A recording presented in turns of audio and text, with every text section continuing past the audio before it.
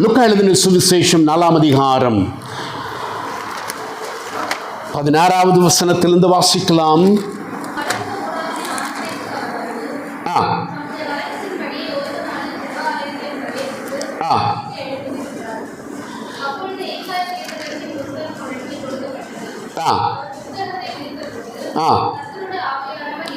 கர்த்தருடைய ஆவியானவர் என்மேல் இருக்கிறார்,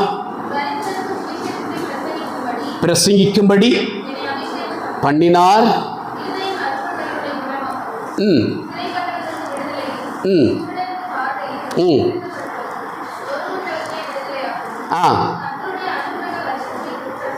அனுக்கிரக வருஷத்தை பிரசித்தப்படுத்தவும் என்னை அனுப்பினார் என்றிருக்கிற இடத்தை அவர் கண்டு வாசித்து உட்கார்ந்தார். இங்கே அபிஷேகத்தினுடைய நோக்கத்தை அவர் வெளிப்படுத்துகிறத நம்ம காண்கிறோம். நம்ம எல்லாருக்கும் தெரியும், ஞானஸ்நானத்தின் காரியத்தில் தேவனுடைய நீதியை இயேசு நிறைவேற்றினார். நிறைவேற்றி அவர் எழுந்திருந்த போது கர்த்தருடைய ஆவியானவர் அவர் மேல் இறங்கினார். இவர் என்னுடைய நேசகுமாரன், இவர் மேல் நான் பிரியமாய் இருக்கிறேன் என்கிறதன ஆவியானவருடைய சத்தம் எல்லாரும் காணும்படியாக செய்தது. அந்த அபிஷேகம் அவரை வனாந்தரத்திற்குள்ளாக நடத்தினது. அந்த அபிஷேகம் சத்துருவினால் உண்டானதான சோதனைகளை மேற்கொள்ளும்படி செய்தது, ஜெயிக்கும்படி செய்தது. அந்த அபிஷேகம் அந்த சோதனையை மேற்கொள்கிறது மாத்திரமல்ல, இப்பொழுது தன்மேல் இருக்கிறத அபிஷேகத்தை அவர் அடையாளமிட்டு காண்பித்து அவர் குறிப்பிடுகிறத நம்ம காண்கிறோம். அன்புக்குரியவர்களே, நீங்களும் நானும் அபிஷேகிக்கப்படுகிறதன அபிஷேகமானது ஒரு நோக்கத்தை உடையதாக இருக்கிறது. தனிப்பட்ட நம்முடைய நன்மைக்காக அல்ல, தனிப்பட்ட பலனுக்காக அது கொடுக்கப்பட்டிருக்கிற போதிலும் தேவனுடைய நோக்கம் அந்த ஒரு ஆலயத்தை கட்ட வேண்டும் என்பது தாவீதுனுடைய வாழ்க்கையில உண்டாயிருந்தது. ஆண்டவர் சொல்லி இருந்தாரு, நீ கட்ட வேண்டாம், உன்னுடைய குமாரனை கொண்டு கட்டுவிப்பேன். என் அன்புக்குரியவர்களே, தேவனுடைய அபிஷேகம் இன்றைக்கு ஒரு வித்தியாசமான இடத்துல அது புரிந்து கொள்ளப்பட்டு தன்னுடைய சுய லாபத்திற்காக, பெயருக்காக, பெருமைக்காக, பிரஸ்தாபத்திற்காக, தன்னுடைய வசதிக்காக அபிஷேகம் என்பதை அது வித்தியாசமாக உபயோகப்படுத்தக்கூடிய இந்த நாளில் தேவன் உங்களையும் என்னையும் நீங்களும் நானும் அறிய வேண்டும் என்று அறியத்தக்கதாக இந்த நாளை கொண்டு வந்து நமக்கு காண்பிக்கக்கூடிய காரியம் என்னவென்றால், அவருடைய சரீரமாகிய சபையாகிய பாத்திரம் நிரம்பி வழிய வேண்டும் என்பதற்காக தேவன் உங்களையும் என்னையும் அபிஷேகித்திருக்கிறார். இதை விசுவாசிக்கிறவர்கள் மாத்திரம் ஒரு ஆமென் சொல்லாமா? இந்த அபிஷேகத்தை வீணாக செயல்படுத்துவதற்காக அல்ல, இந்த அபிஷேகத்தை ஏதோ அந்நிய பாஷை என்ற ஒன்றை வெளிப்படுத்துவதற்காக அல்ல, மாறாக நீங்களும் நானும் கிறிஸ்துவின் சரீரமாகிய சபையானது கட்டப்படுவதற்கும், கிறிஸ்துவின் சரீரமாகிய சபையாகிய பாத்திரமானது அவருடைய மகிமையினால் நிரம்பி வழிய செய்வதற்கும் உங்களையும் என்னையும் உபயோகப்படுத்தும்படியாக, உங்களையும் என்னையும் ஒரு சாட்சியாக விளங்க பண்ணுவதற்காக தேவன் உங்களையும் என்னையும் இந்த நாளில் அபிஷேகம் பண்ணுகிறார். இன்னமும் அபிஷேகத்திற்காக வாஞ்சிக்கிற யாவரையும் அவர் அபிஷேகிக்க அவர் வல்லமையுள்ளவராயிருக்கிறார். ஆமென் சொல்லுமா? 1 கொரிந்தியர் 12ஆம் அதிகாரம் 12வது வசனம். சரீரம் ஒன்று, அநேகம்.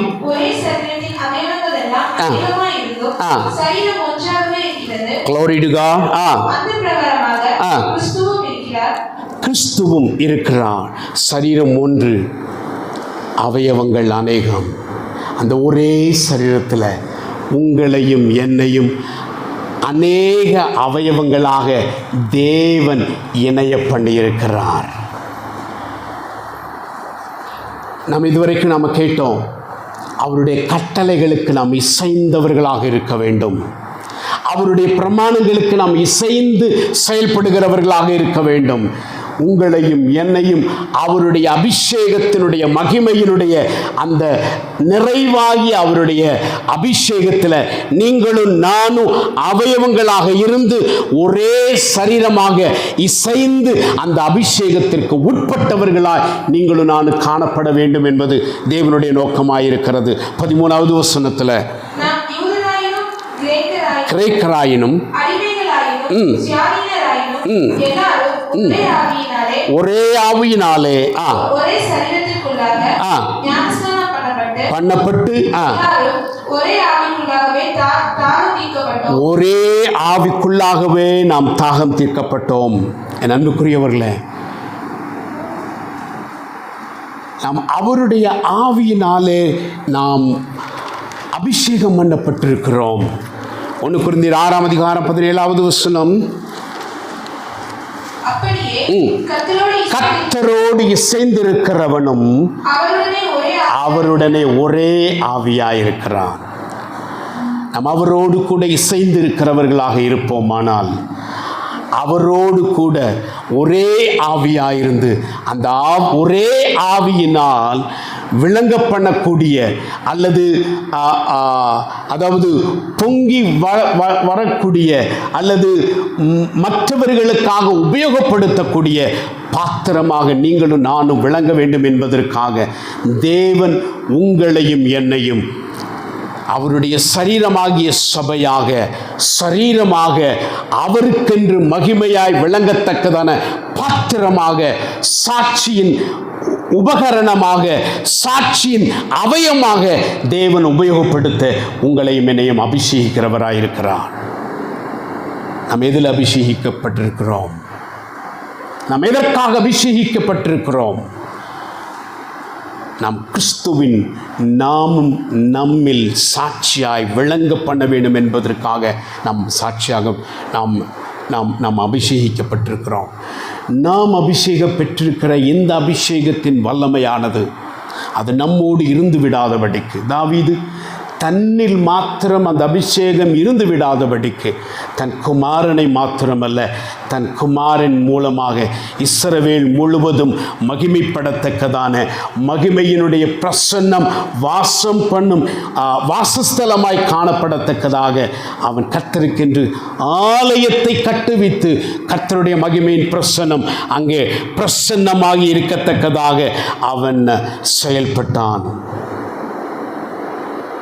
நம்முடைய ஒவ்வொருவருடைய செய்கைகளும், நம் ஒவ்வொருவருடைய நடக்கைகளும், நம் ஒவ்வொருவருடைய வாழ்க்கையும் கிறிஸ்துவினுடைய மாதிரியை பின்பற்றி நம்முடைய வாழ்க்கையோடு கூட மாத்திரமல்லாமல் நாம் அநேகரை கிறிஸ்துவினிடத்தில் வழிநடக்கத்தக்கதாக அல்லது வழிநடத்தத்தக்கதான ஒரு உபகரணமாய் நீங்களும் நானும் விளங்கவும், கிறிஸ்துவின் சரீரமாகிய சபையானது கட்டப்படவும், கிறிஸ்துவினுடைய சரீரமாகிய சபையானது மகிமையினால் நிரம்பி அவருடைய மகிமையின் பிரஸ்தாபமாய் நாம் விளங்க பண்ணுவதற்காக நம்மை ஒவ்வொருவருக்கும் பிரயோஜனம் உண்டாகத்தக்கதாக, நாம் அநேகருக்கு பிரயோஜனப்படுத்தத்தக்கதாக தேவன் நம்மை உபயோகப்படுத்தும்படி உங்களையும் என்னையும் அபிஷேகிக்க விரும்புகிறார்.